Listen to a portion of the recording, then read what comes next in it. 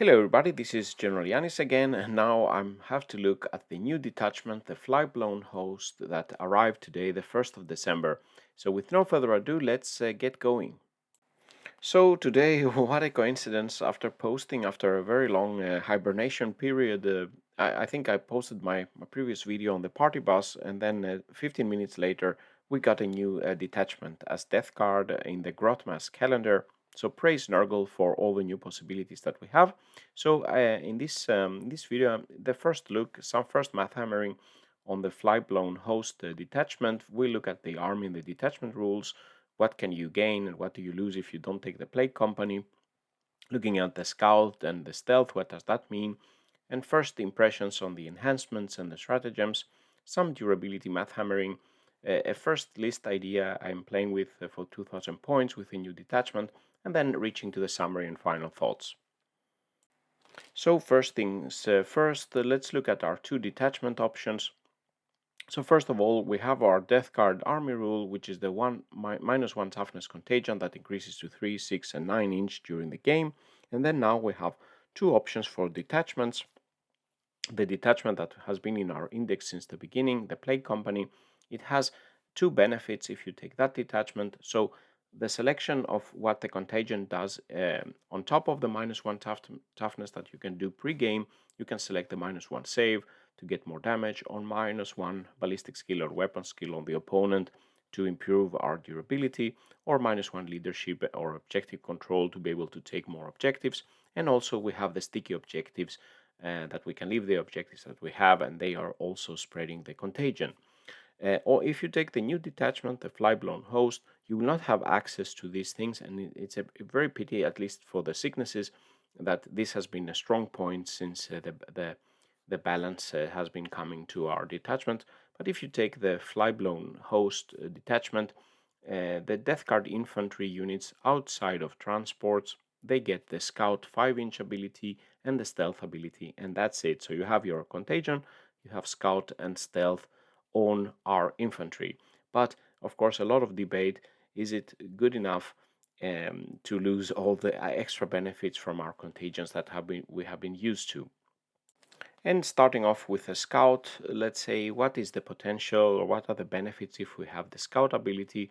So all our infantry can get up the board quite fast on turn 1 with a 5-inch pre-move. This affects our Plague Marines, our Terminators, our Poxwalkers, and all our infantry characters and leaders that are joining those units as well. The cultists are not benefiting because they already have a 6-inch scout move.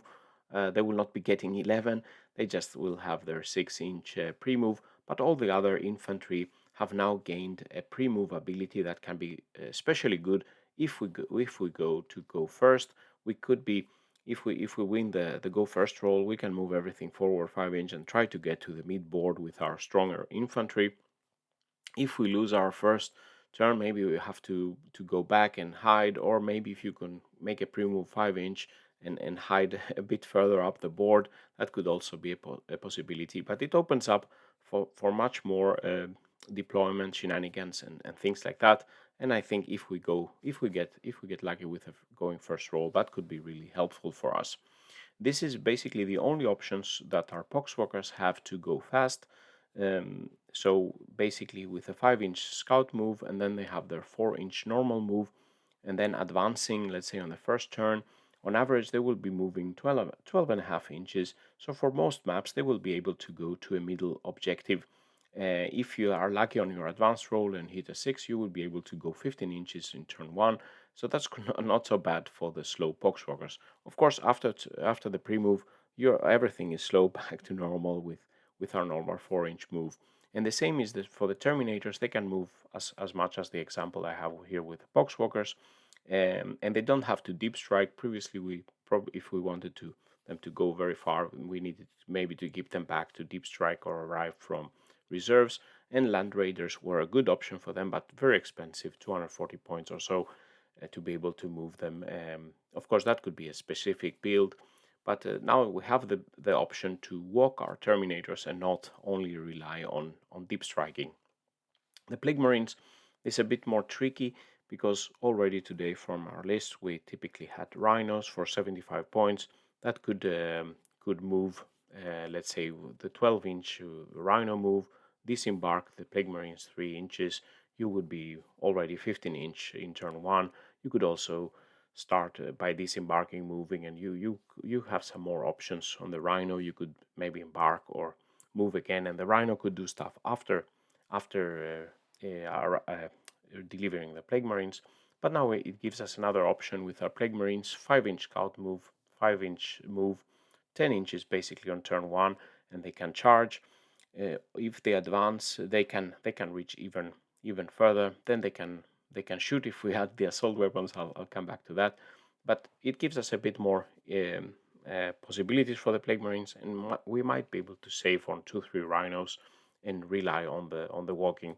So this allows us to put pressure, take hold of objectives early, or if the opponent went first, if we used an offensive, let's say pre-move, we could be able maybe to pull off some charges in our first turn 1, and also it could be tricky for our opponent to do a forward deployment on some units, because then we might be able to reach them on the first turn.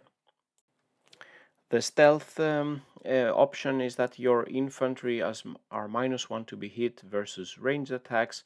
This typically means 33% improved durability for enemies that are hitting on 3 pluses.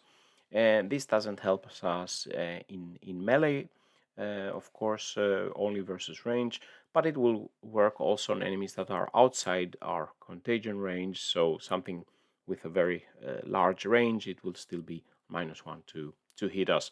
But if we had the Plaguecompany and we had selected the -1 weapon skill, ballistic skill, this is stronger defensively, but it requires to be in contagion range, but then it definitely helps in melee. But yeah, if you choose the -1 save, then you didn't have the durability. Stealth could be interesting here. Now, taking a first glance at our enhancements for the Flyblown Host. First, we have the droning chorus, and this is really strong for me. That one of the infantry models, so basically a Virion, for example, the ranged weapons that are in the bearer's unit, they get the assault ability.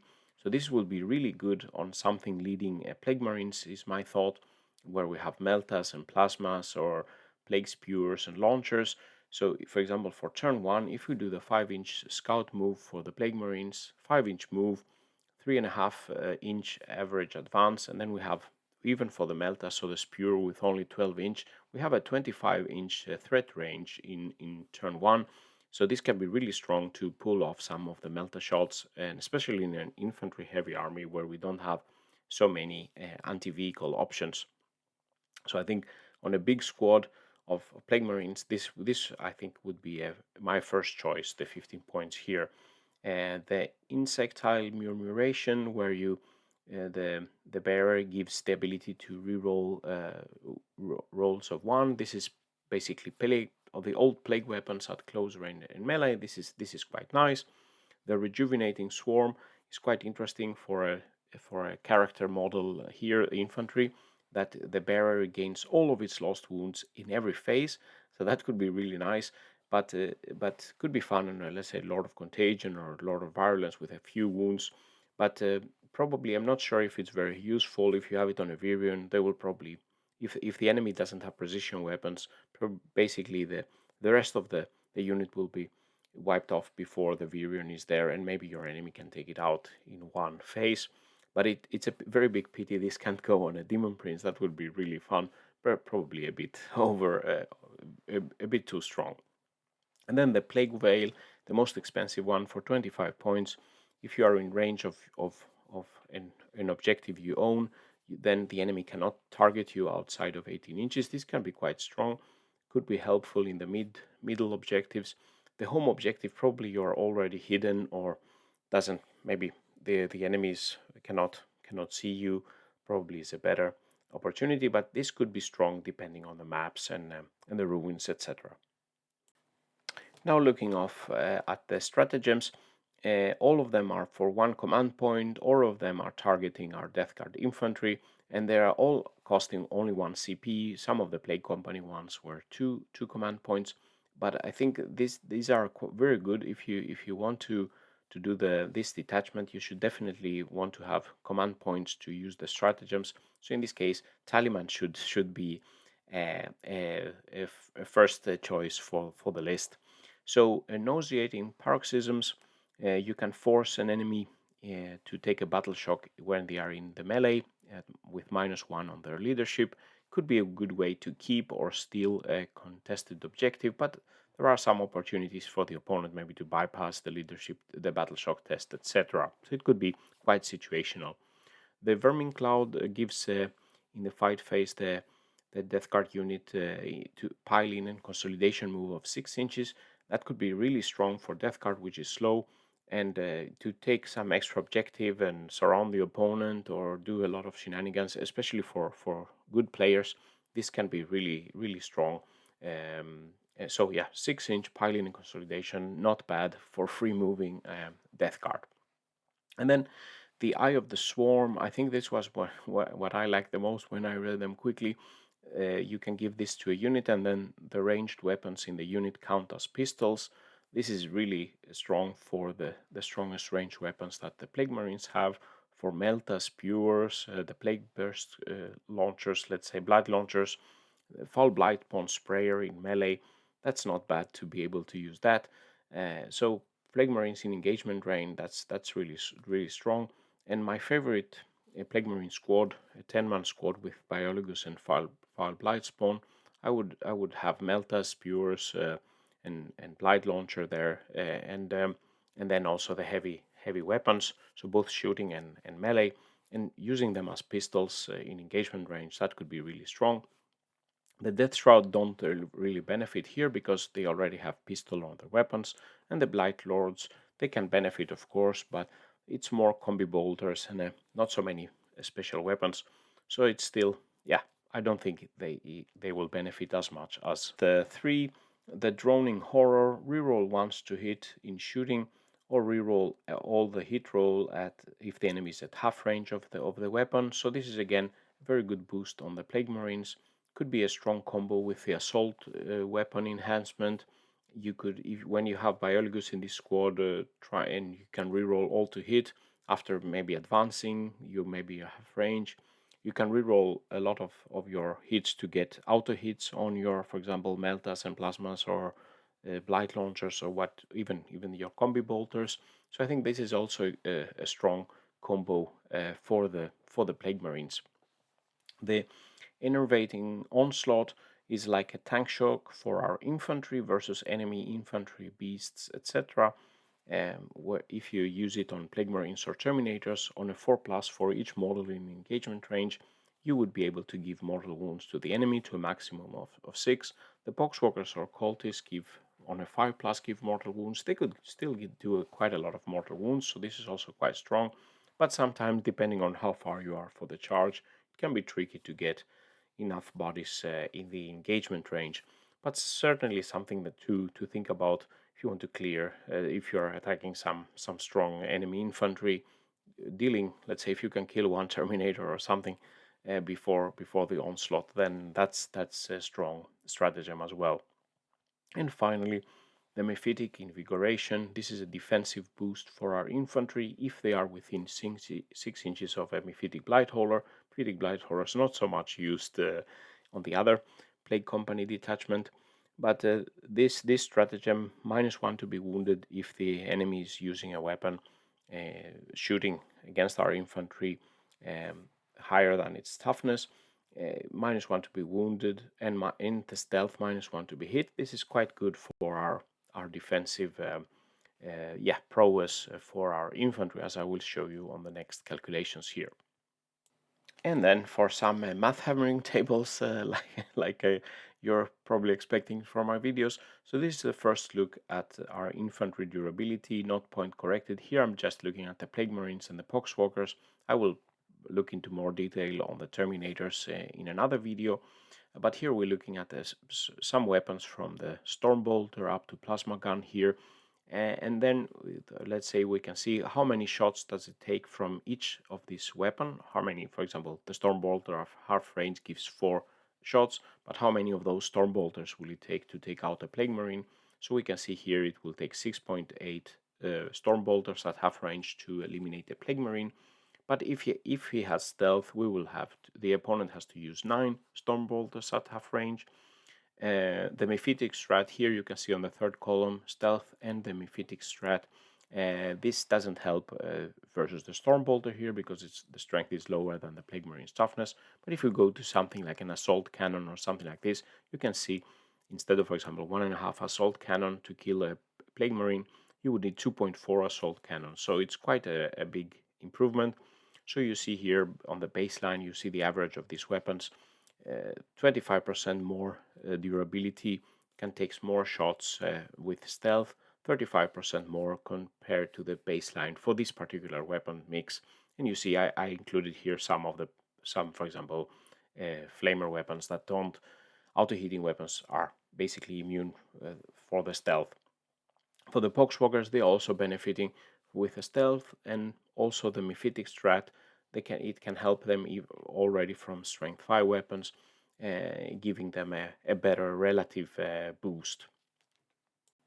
And then finally, to give you some idea of what I'm thinking now for this plague host, of course, you would like to use a lot of infantry with this infantry specific detachment. So I'm thinking first the 10-man Plague Marine squad with Meltas, the Spewer, light launchers, and as many heavy weapons as you can get there, with Biologus having the droning chorus, so you have assault weapons for all these weapons, and the Foul Blightspawn. Also, the Foul Blightspawn's weapon assault is quite nice, and this is 305 points. Then we have a ranged shooting squad with Taliman, probably to stay back, farm for CPs, 180 points, another 7 Plague Marine squad, 2 smaller squads with mixed weapons, maybe ranged and some heavy weaponry. Then we have a big blob of Death Shroud Terminators with a lot of contagion. I really like the Lord of Contagion. I don't have many more Terminators in my collection at the moment, but otherwise you could have add more. But then is also the opportunity now to take a lot of Poxwalkers again if you like that playstyle. So here I'm using all my collection, 3 times 20 Poxwalkers. This is only 300 points. It's a lot of bodies with a stealth. And if you have the Mephitic Black Holder behind, you can use a strat at some point. It could take your opponent some surprising amount of shooting to clear them out. So in this list, I'm not only keeping 2 infantry, I added, let's say, 3 Mephitic Blight Holders instead of taking 1 Plague Burst Crawler, just to try out the synergy with the defensive stratagem, and also 2 War Dog Brigands. They are very good data sheets, and adding some more anti-vehicle in the squad. Otherwise, that's basically, if you only have, let's say, infantry, you might be struggling with big knights and things like that. So some War Dogs to take it out. So this list has 34 Plague Marines, 6 Terminators, 60 Poxwalkers, and some vehicle support. Reaching to the summary and final thoughts, I'm really glad that Games Workshop has come up with a new detachment because, yeah, playing only with one detachment is a bit, at some point it becomes a bit boring. I hope the Codex will give us more detachments that maybe are more Demon Engine friendly or Demon Prince friendly or something like this, but just having more than one option is nice in any case. I think the scout abilities can be quite good and the stealth is good, but of course it's a big loss if you're trying to play competitively if you don't are able to add the sicknesses that we have been using with the Plaguecompany. That's a big loss. Also the sticky objective. Um, I really like the enhancements and the very good stratagems for our infantry in the new detachment, and some nice combos for Plague Marine weapons. I think giving them assault and pistols and tank shock. I mean, this can be quite fun to play with that. So basically, building the main army on Plague Marines, a lot of Poxwalkers, Death Shroud, and no need to spend on transport. The scout, of course, is fast on the first move, but it could be tricky after after turn 1 because then you're a bit slower again. And do you still need to take some vehicles as anti-vehicle, as I did in this first example list, or can you just go full out Plague Marines and Terminators? In any case, really happy to have more options to our disposal. So, what do you think about the new detachment? What do you think about this review? Anything else, comments, questions you want to see more analyzed? Of course, please leave them in the comments. Always thanks for the nice response from all you YouTube supporters and viewers. And with this, General Yanis is signing out. Stay safe out there, and bye bye.